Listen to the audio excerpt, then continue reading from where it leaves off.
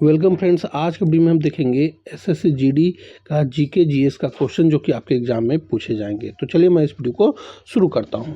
आज का हमारा पहला प्रश्न है, भारतीय संविधान का अनुच्छेद 324 किससे संबंधित है? तो दोस्तों यह संबंधित है चुनाव आयोग से। दोस्तों ये सारे के सारे प्रश्न आपके एग्जाम के लिए काफ़ी महत्वपूर्ण है और वेरी वेरी इंपॉर्टेंट क्वेश्चन है। इस वीडियो से आपको 2 से 3 मार्क्स जरूर देखने को मिलेंगे। इस प्रश्न का आप व्याख्या देखेंगे जो कि आपके एग्जाम के लिए काफ़ी महत्वपूर्ण है। अनुच्छेद 324 चुनाव आयोग को चुनावों के संचालन, निर्देश और नियंत्रण की शक्ति देता है। यहाँ अतिरिक्त तथ्य में आप देखेंगे स्थापना जो हुआ है इसकी 25 जनवरी 1950 को हुआ है, इसीलिए 25 जनवरी को राष्ट्रीय मतदाता दिवस मनाया जाता है, ये आपको याद रखना है। और इसमें एक मुख्य चुनाव आयुक्त और 2 अन्य चुनाव आयुक्त होते हैं। कार्यकाल 6 वर्ष या 65 वर्ष की आयु तक होता है, ये आपको याद रखना, जो भी पहले पूरा हो जाए। हमारा अगला प्रश्न है, बक्सर का युद्ध किस वर्ष लड़ा गया था? तो बक्सर का युद्ध 1764 में लड़ा गया था। इस प्रश्न का आप व्याख्या देखेंगे कि यह युद्ध 22 अक्टूबर 1764 को East India Company Hector Munro के नेतृत्व में और मुगल सम्राट शाह आलम द्वितीय, अवध के नवाब शुजा-उद-दौला और बंगाल के नवाब मीर कासिम की संयुक्त सेना के बीच लड़ा गया था। अतिरिक्त तथ्य में आप देखेंगे कि अंग्रेजों की जीत हुई, भारत में उनके शासन की नींव और मजबूत हो गई। संधि जो हुआ था, इसमें जो हुआ था संधि, इस युद्ध के बाद 1765 में इलाहाबाद की संधि हुई थी और 1757 इस प्लासी युद्ध हुआ था जो रॉबर्ट क्लाइव और सिराजुद्दौला के बीच हुआ था, ये आपको याद रखना है। ये सारे के सारे फैक्ट आपके एग्जाम के लिए काफ़ी महत्वपूर्ण है और आपके एग्जाम में पूछे जाएंगे। एकदम वेरी वेरी इंपॉर्टेंट क्वेश्चन है ये। हमारा अगला प्रश्न है, क्षेत्रफल की दृष्टि से भारत का सबसे बड़ा राज्य कौन सा है? तो यह है राजस्थान। इस प्रश्न का आप व्याख्या देखेंगे कि राजस्थान भारत का सबसे बड़ा राज्य है जिसका क्षेत्रफल लगभग 3,42,239 वर्ग किलोमीटर है। अतिरिक्त तथ्य में देखेंगे जनसंख्या के मामले में उत्तर प्रदेश सबसे बड़ा राज्य है, ये आपको याद रखना है। और सबसे छोटा राज्य की बात करें तो क्षेत्रफल में गोवा सबसे छोटा राज्य है और सबसे छोटा राज्य जनसंख्या में बोले तो जनसंख्या में सिक्किम सबसे छोटा राज्य है। हमारा अगला प्रश्न है, घेंघा रोग किसकी कमी के कारण होता है? तो घेंघा रोग जो होता है यह होता है आयोडीन की कमी से। इस प्रश्न का आप व्याख्या देखेंगे कि आयोडीन की कमी से गले में स्थित थायराइड ग्रंथि बढ़ जाती है जिसे घेंघा रोग कहते हैं। अतिरिक्त तथ्य में आप देखेंगे लोहा, इसकी कमी से एनीमिया रोग होता है, रक्त की कमी होता है इसमें। विटामिन डी की कमी से क्या होता है? इसकी कमी से बच्चों में रिकेट्स और बड़ों में ऑस्टियोमेलिशिया रोग होता है। कैल्शियम की कमी से हड्डियों और दांतों की मजबूती के लिए जरूरी है, ये आपको याद रखना है, कैल्शियम। हमारा अगला प्रश्न है कि भारत रत्न पुरस्कार से सम्मानित होने वाले पहले भारतीय कौन थे? तो वे भारतीय थे सर्वपल्ली राधाकृष्ण, सीवी रमन जी और सी राजगोपालाचारी। ये तीनों व्यक्ति पहले व्यक्ति थे जो भारत रत्न से सम्मानित हुए थे। तो इस प्रश्न का सही उत्तर हो जाएगा ऑप्शन नंबर डी।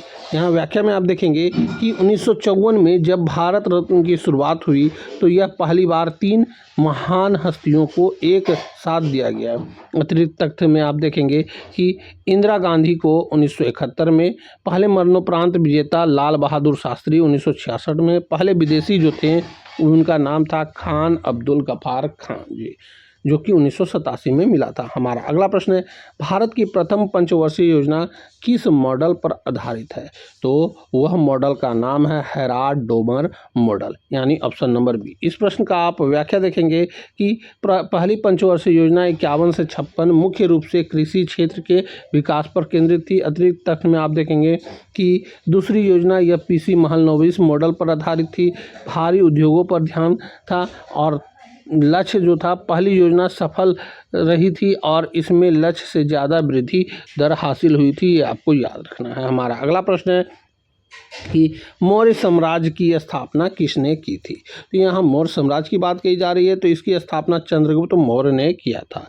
इस प्रश्न का आप व्याख्या देखेंगे कि चंद्रगुप्त मौर्य ने अपने गुरु चाणक्य की सहायता से अंतिम नंद शासक घनानंद को हराकर मौर्य वंश की स्थापना की थी।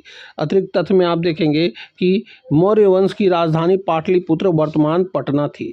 इंडिका मेगास्थनीज यूनानी राजदूत थे, चंद्रगुप्त के दरबार में रहकर इंडिका पुस्तक लिखी थी, ये आपको याद रखना है। हमारा अगला प्रश्न है कि कान्हा राष्ट्रीय उद्यान किस राज्य में स्थित है? तो कान्हा राष्ट्रीय उद्यान जो है यह स्थित है मध्य प्रदेश में। इस प्रश्न का आप व्याख्या देखेंगे कि यह मध्य प्रदेश का सबसे बड़ा नेशनल पार्क है और बाघों के संरक्षण के लिए प्रसिद्ध है। शुभंकर यह देखेंगे कि यह भारत का पहला नेशनल पार्क है जिसने अपना आधिकारिक शुभंकर भूर सिंह द 12 सिंघा जारी किया था, ये आपको याद रखना, ये काफ़ी महत्वपूर्ण है। और गिर नेशनल पार्क यह गुजरात में है और एशिया शेरों के लिए प्रसिद्ध है। हमारा अगला प्रश्न है सुप्रीम कोर्ट के न्यायाधीशों की सेवानिवृत्त आयु कितनी है? मतलब रिटायरमेंट कितनी होती है, ये आपको पूछा गया है। तो यह होती है 65 वर्ष। इस प्रश्न का आप व्याख्या देखेंगे कि भारत के उच्चतम न्यायालय के न्यायाधीश 65 वर्ष की आयु तक पद पर रहते हैं। अतिरिक्त तथ्य में आप देखेंगे हाई कोर्ट का उच्चतम न्यायालय में न्यायाधीशों की रिटायरमेंट उम्र 65 वर्ष होती है। इनकी नियुक्ति राष्ट्रपति द्वारा की जाती है, ये आपको याद रखना है, काफ़ी महत्वपूर्ण है ये बात। हमारा अगला प्रश्न है कि भौतिकी में शक्ति की इकाई क्या है? यानी फिजिक्स में शक्ति की इकाई क्या है? तो यह होती है वाट। इस प्रश्न का आप व्याख्या देखेंगे कि कार्य करने की दर को शक्ति कहते हैं। 1 वाट बराबर 1 जूल पर सेकेंड होता है, ये आपको याद रखना है, 1 जूल पर सेकेंड। अश्वशक्ति 1 HP 746 वाट का होता है, यह सवाल अक्सर पूछा जाता है, ये आपको याद रखना है। पास्कल यह दाब की इकाई है और न्यूटन यह बल की इकाई है। हमारा अगला प्रश्न है कि पंडित बिरजू महाराज किस शास्त्रीय नृत्य से संबंधित हैं? तो पंडित बिरजू महाराज जी जो हैं यह कथक से संबंधित थे, यानी कि ऑप्शन नंबर सी। इस प्रश्न का आप व्याख्या देखेंगे कि पंडित बिरजू महाराज कथक के लखनऊ कालिंगा विद्याधीन घराने के प्रमुख कलाकार थे। अतिरिक्त तथ्य में देखेंगे कथक यह उत्तर प्रदेश उत्तर भारत का शास्त्रीय नृत्य है और भारतनाट्यम तमिलनाडु का नृत्य है, ये आपको याद रखना है। हमारा अगला प्रश्न है कि G20 शिखर सम्मेलन 2024 की मेजबानी किस देश ने की थी? तो यहाँ G20 की बात कही जा रही है, तो इसकी मेजबानी जो है यह किया गया था ब्राज़ील के द्वारा। इस प्रश्न का आप व्याख्या देखेंगे कि 2023 में भारत ने मेजबानी की थी और 2024 में यह जिम्मेदारी ब्राज़ील ने संभाली। अतिरिक्त तथ्य में G21 अफ्रीकी संघ के जुड़ने के बाद अब इसे G21 के रूप में भी जाना जाता है। स्थापना हुआ था G20 का 1999 में, ये आपको याद रखना है। हमारा अगला प्रश्न है कि गांधी जी ने प्रसिद्ध दांडी मार्च किस तारीख को शुरू किया था? तो गांधी जी ने दांडी मार्च शुरू किया था 12 मार्च 1930 को, ये आपको याद रखना है। इस प्रश्न का आप व्याख्या देखेंगे कि गांधी जी ने साबरमती आश्रम से दांडी तक की पैदल यात्रा नमक कानून तोड़ने के लिए शुरू की थी। समापन जो हुआ था 6 अप्रैल 1930 को, ये आपको याद रखना। दांडी पहुंचकर उन्होंने नमक बनाया और सविनय अवज्ञा आंदोलन की शुरुआत की। हमारा अगला प्रश्न है, उससे पहले यहाँ पे कुल दूरी यह था 240 मील यानी 385 किलोमीटर, ये आपको याद रखना है। हमारा अगला प्रश्न है ब्रह्मपुत्र नदी का उद्गम स्थल कहाँ है? यहाँ ब्रह्मपुत्र की बात कही जा रही है, तो इसका उद्गम स्थल मानसरोवर झील के पास है, ये आपको याद रखना है। और इस प्रश्न का आप व्याख्या देखेंगे कि ब्रह्मपुत्र तिब्बत में चेमा युंगडुंग ग्लेशियर से निकलती है। अतिरिक्त तथ्य में देखेंगे नाम तिब्बत में इसे सांगपो और बांग्लादेश में जमुना कहा जाता है। मांजुली यह नदी विश्व का सबसे बड़ा नदी द्वीप मांजुली असम में बनाती है, ये आपको याद रखना है। हमारा अगला प्रश्न है मानव हृदय में कितने कक्ष होते हैं? यह वेरी इंपॉर्टेंट है और आपके एग्जाम में पूछा जाएगा। तो इनके मानव में जो कक्ष होते हैं यह होते हैं 4। दो आलिंद दो निलय होता है। यहाँ पे आप व्याख्या देखेंगे, मानव हृदय के दो आलिंद और दो निलय होते हैं। अतिरिक्त तथ्य में देखेंगे कि मछली के हृदय में दो कक्ष होते हैं, ये आपको याद रखना है, मछली में दो कक्ष होते हैं। मेढक सरीसृप इनके हृदय में तीन कक्ष होते हैं, मगरमच्छ को छोड़कर जिसमें चार होता है, मगरमच्छ और घड़ियाल। हमारा अगला प्रश्न है कि भारतीय संविधान का अनुच्छेद 40 राज्य को क्या निर्देश देता है? तो अनुच्छेद 40 ग्राम पंचायतों का संगठन को निर्देश देता है। इस प्रश्न का आप व्याख्या देखेंगे, यह गांधी जी सिद्धांतों पर आधारित है और पंचायतों के गठन की बात करता है। अतिरिक्त तथ्य में देखेंगे, समान नागरिक संहिता यह अनुच्छेद 44 में है। 73वां संविधान संशोधन 1992, इस संशोधन द्वारा पंचायती राज को संवैधानिक दर्जा मिला, ये आपको याद रखना है।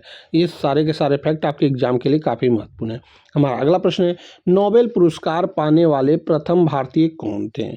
तो नोबेल पुरस्कार पाने वाले प्रथम भारतीय रविन्द्रनाथ टैगोर जी थे। इस प्रश्न का आप व्याख्या देखेंगे कि उन्होंने 1913 में उनकी काव्य रचना गीतांजलि के लिए साहित्य का नोबेल मिला था, ये आपको याद रखना है गीतांजलि के बारे में। सी.वी. रमन 1930 में भौतिकी के लिए उनको पुरस्कार मिला था, रमन प्रभा की खोज के लिए, और अमर्त्य सेन को 1999 में अर्थशास्त्र के लिए उनको नोबेल मिला था। हमारा अगला प्रश्न है कि दीन इन इलाही धर्म की स्थापना किस मुगल शासक ने किया था? दीन ई इलाही, तो इसकी स्थापना किया गया था अकबर जी के द्वारा। इस प्रश्न का आप व्याख्या देखेंगे कि अकबर ने 1582 में सभी धर्मों के अच्छे सिद्धांत को मिलाकर एक नया धर्म दीन ई इलाही शुरू किया। अतिरिक्त तथ्य में देखेंगे, इसे स्वीकार करने वाला पहला और एकमात्र हिंदू बीरबल था, ये आपको याद रखना है। इबादत खाना अकबर ने 1775 में फतेहपुर सीकरी में धार्मिक चर्चा के लिए इबादत खाना बनवाया था। हमारा अगला प्रश्न है कि भारतीय अर्थव्यवस्था में प्राथमिक क्षेत्र के अंतर्गत क्या आता है? तो प्राथमिक क्षेत्र के अंतर्गत आता है दोस्तों कृषि और संबंध गतिविधियां, यानी ऑप्शन नंबर बी। इस प्रश्न का आप व्याख्या देखेंगे, प्राकृतिक संसाधनों का सीधा उपयोग करने वाले क्षेत्र प्राथमिक क्षेत्र कहलाते हैं, जैसे कृषि, खनन, मत्स्य पालन। और अतिरिक्त तथ्य में देखेंगे द्वितीय क्षेत्र, इसमें उद्योग और विनिर्माण आते हैं, ये आपको याद रखना है। तृतीय क्षेत्र में आते हैं सेवा, बैंकिंग क्षेत्र, शिक्षा, आईटी और परिवहन क्षेत्र आते हैं तृतीयक में, यानी ये सेवाएं क्षेत्र। हमारा अगला प्रश्न है कि अरावली पर्वतमाला की सबसे ऊंची चोटी का नाम कौन सा है? ये आपको बताना है। तो यह होता है गुरु शिखर। अरावली की सबसे ऊंची चोटी गुरु शिखर है। इस प्रश्न का आप व्याख्या देखेंगे कि गुरु शिखर राजस्थान के माउंट आबू में स्थित है, जिसकी ऊंचाई 1722 मीटर है। अतिरिक्त तथ्य में देखेंगे, यह विश्व की सबसे प्राचीन पर्वत श्रृंखलाओं में से एक है, ये आपको याद रखना है। और अन्नामुड़ी यह दक्षिण भारत की सबसे ऊंची चोटी है, ये भी आपको याद रखना है। हमारा अगला प्रश्न है कि हास्य गैस का रासायनिक सूत्र क्या होता है?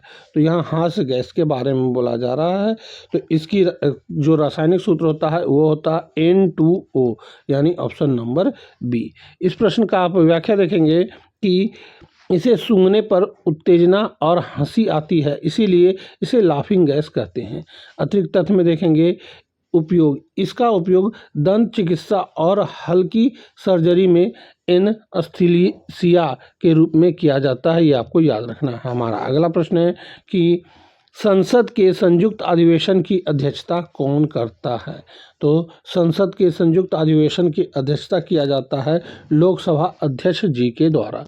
इस प्रश्न का आप व्याख्या देखेंगे कि अनुच्छेद 108 के तहत राष्ट्रपति संयुक्त अधिवेशन बुलाता है, लेकिन उसकी अध्यक्षता लोकसभा अध्यक्ष करते हैं। अतिरिक्त तथ्य में देखेंगे उपस्थिति, अगर अध्यक्ष ना हो तो लोकसभा का उपाध्यक्ष करता है, ये आपको याद रखना है। उपराष्ट्रपति राज्यसभा का सभापति कभी भी संयुक्त अधिवेशन की अध्यक्षता नहीं करते हैं, ये आपको याद रखना है। हमारा अगला प्रश्न है कि थॉमस कप किस खेल से संबंधित है? यहाँ थॉमस कप की बात कही जा रही है, तो इसका संबंध है बैडमिंटन से। इस प्रश्न का आप व्याख्या देखेंगे कि थॉमस कप बैडमिंटन की एक अंतर्राष्ट्रीय पुरुष टीम प्रतियोगिता है। अतिरिक्त तथ्य में देखेंगे उबेर कप यह महिलाओं की बैडमिंटन प्रतियोगिता है। भारत का इतिहास, भारत में ने 2022 में पहली बार थॉमस कप जीतकर इतिहास रचा था, ये आपको याद रखना है। हमारा अगला प्रश्न है, साइमन कमीशन भारत किस वर्ष आया था? तो साइमन कमीशन भारत आए थे 1928 में। इस प्रश्न का आप व्याख्या देखेंगे कि साइमन कमीशन का गठन 1927 में हुआ था, लेकिन यह 3 फरवरी 1928 को मुंबई पहुंचा था। अतिरिक्त तथ्य में देखेंगे विरोध, इसमें कोई भी भारतीय सदस्य नहीं था, इसीलिए इसे व्हाइट कमीशन कहा गया था, ये आपको याद रखना है। इसीलिए इसका बड़ा विरोध हुआ था। इस प्रश्न का और भी तथ्य देखेंगे, लाला लाजपत राय लाहौर में इस कमीशन का विरोध करते समय पुलिस की लाठीचार्ज से लाला जी गंभीर रूप से घायल हुए और बाद में उनकी मृत्यु हो गई। हमारा अगला प्रश्न है कि कोशिका की खोज सर्वप्रथम किसने की थी? तो कोशिका का खोज सर्वप्रथम किया गया था रॉबर्ट हुक जी के द्वारा। इस प्रश्न का आप व्याख्या देखेंगे कि रॉबर्ट हुक ने 1665 में कॉर्क के टुकड़ों में मृत कोशिकाओं की खोज की थी। और अतिरिक्त तथ्य में देखेंगे कि जीवित कोशिका ल्यूवेनहॉक ने पहली बार जीवित कोशिका को देखा था और रॉबर्ट ब्राउन ने इन्होंने कोशिका के केंद्र की खोज की थी। तो दोस्तों यहीं पे हमारा यह वीडियो समाप्त होता है। इसमें हमने आपको 25 क्वेश्चन बताएं और इसमें जो आपका व्याख्या है, डिटेल है, ये आपके एग्जाम के लिए काफ़ी महत्वपूर्ण है। इसलिए इसे जितना आप अच्छे से पढ़ेंगे और अच्छे से सुनेंगे, ये आपके लिए काफ़ी महत्वपूर्ण होगा। और हो सके तो इस वीडियो को अपने दोस्तों में भी शेयर कर दें ताकि वो भी इस वीडियो को देखकर इसका लाभ उठा सके। तो अब हम आपसे मिलेंगे अगली वीडियो में, तब तक के लिए जय हिंद, वंदे मातरम।